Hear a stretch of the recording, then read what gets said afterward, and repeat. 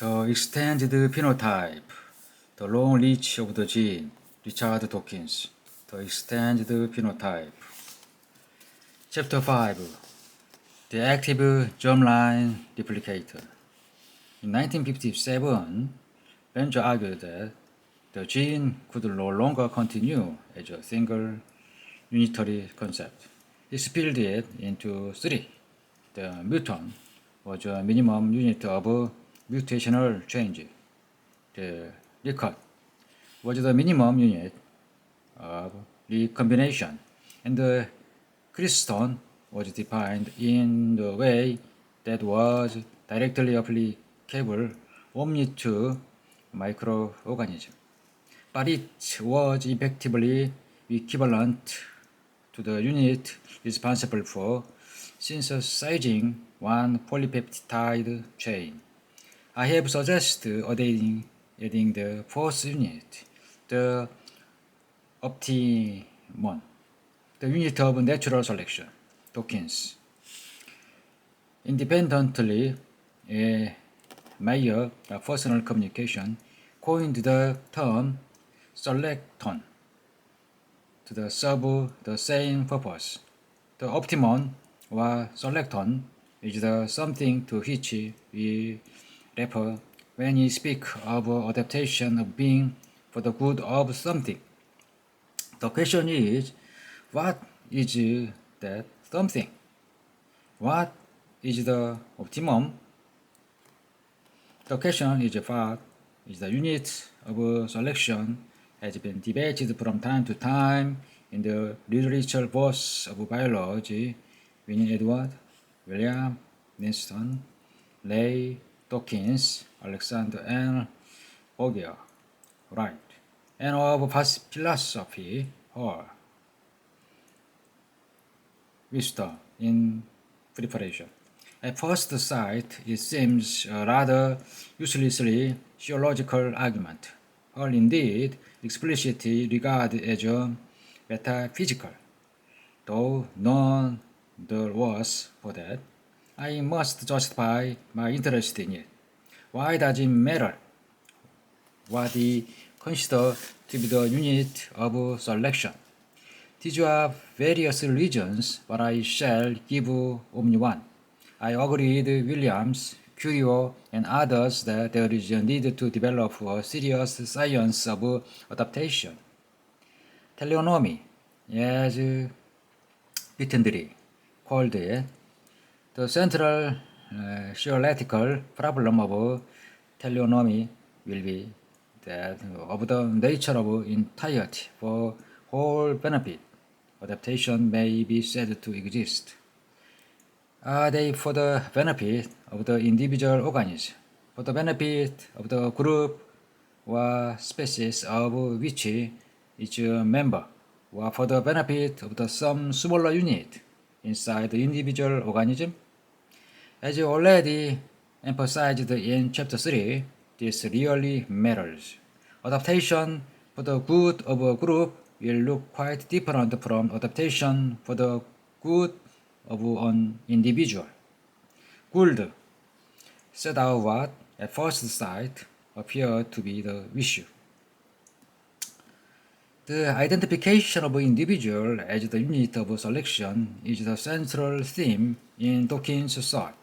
Individuals are the unit of selection.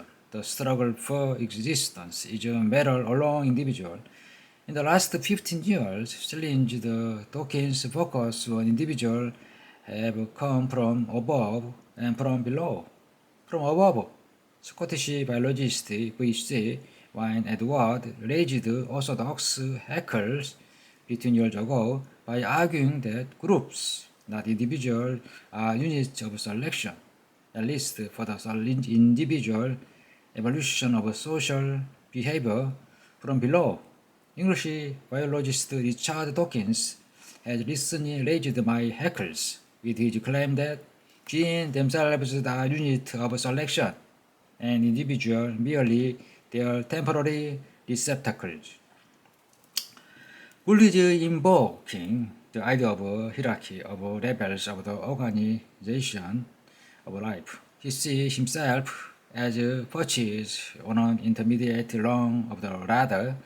If group selection is above and gene selection is below, the present chapter and the next will show that this kind of analysis is false. There is, of course, a hierarchy of level of biological organization, see next chapter, but Gould is applying it incorrectly. In the conventional dispute between group selection and individual selection is different in category from the appearance dispute between individual selection and gene selection. It's wrong to think of there as arranged on a single dimensional ladder, such as words like above and below have transitive meaning. I shall show that we well-aired dispute between group and individual is concerned with what I shall call vehicle selection and can be regarded as a factual biological dispute about unit of natural selection. The attack from below, on the other hand, is really an argument about what we ought to mean when you talk about the unit of natural selection. To anticipate the conclusion of these two chapters, these are two ways in which we can characterize natural selection. Both are correct. They simply focus on different aspects of the same process. Evolution is an external and visual manifestation of the differential survival of alternative replicate. Dawkins. Genes are replicators. Organisms are groups of organisms are best not regarded as replicators. They are vehicles in which replicators travel about. Replicator selection is a process by which some replicators survive at the expense of other replicators. Vehicle selection is the process by which some vehicles are more successful than other vehicles in ensuring the survival of their replicators. The controversy about group selection versus individual selection is a controversy about the rival claim of two suggested kinds of vehicle. The controversy about gene selection versus individual or group selection is a controversy about whether, when we talk about unit of selection, we ought to mean a vehicle at all or a replicate. Much the same point has been realized by the philosopher D.L. Hall, but after some thought, I prefer to persist with my own terminology rather than adopt his interactors and evolvers. I define a replicator as anything in the universe of which copies are made. Example are a DNA molecule and a sheet of paper that is xeroxed. Replicators may be classified in two ways. They may be active or passive, and cutting across this classification, they may be germline or dead-end replicators. The active replicator in any replicator whose nature has some influential over its probability of being copied. For example, a DNA molecule by protein synthesis exerts phenotypic effect which influence whether it is copied. This is what natural selection is all about. A passive replicator is a replicator whose nature has no influence over its probability of being copied. A xeroxed sheet of paper at first sight seems to be an example, but some might argue that its nature does influence whether it's copied, and therefore that it's active. Humans are more likely to xerox some sheet of paper than others because of what is written on them, and these copies are, on their turn, relatively likely to be copied again. A selection of DNA is never transcript might be genuine example of passive replicator. But chapter 9 on selfish DNA. A germline replicator, which may be active or passive, is a replicator that potentially the ancestor of an indefinitely long line of this descendant replicator. A gene in a gamete is a germ-like replicator.